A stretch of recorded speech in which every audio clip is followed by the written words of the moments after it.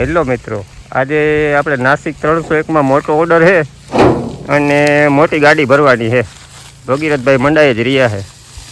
ભગીરથભાઈ, આજ તો વધારે તમારે રૂપિયા બનાવી નાખવાના છે ને? બસ હવે રૂપિયા બનાવવાનું જ કામ રહ્યું છે, બીજું બધું તો બની ગયું હે. શેરડી હવે તો પૂરી થવા આવી છે.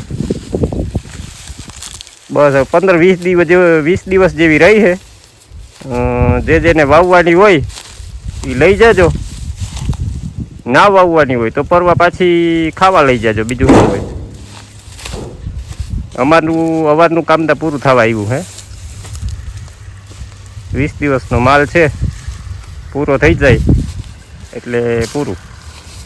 અને માલ આપણે જે પહેલાં નીકળતો હતો ને એનાથી સારો જ અત્યારે નીકળે છે, હાઇટમાં અને કલરમાં. થોડોક કડક વધારે થઈ ગયો કેમ કે પાકી વધારે ગઈ ને એના લીધે, પણ એની સામે મીઠાપ વધી ગઈ છે કે વધારે જરાક પાકી જાય એટલે મીઠાપ વધી જવાની છે, એવું છે. આજે અમે ને ભગીરથભાઈ બધા છે ને ટ્રેક્ટર ઠલવવા જવાના છે ડાયરેક્ટ. હવે રિક્ષાથી પાટો નથી ખાતો, મોટી મોટી ગાડી ભરાવ્યું છે. હવે છોટે સરકાર ઓલી બાજુ કાપે છે હજી રસ પીવા જાવ ને, એટલે ગામ આખાને તો લાઈવ રસ પાતા હોય. આજે અમે પી આવી 30-35 મણ જેવી આમાં ભરાઈ જાય એટલે આપણે શું છે રામપિયારીને ખાવાનું થઈ જાય, આપણા હાટું રૂપિયા થઈ જાય, એ વસ્તુ ભેગી થઈ જાય એવું હાલે છે. તડકો વધારે પડે છે, ઉનાળો વધારે આવી ગયો.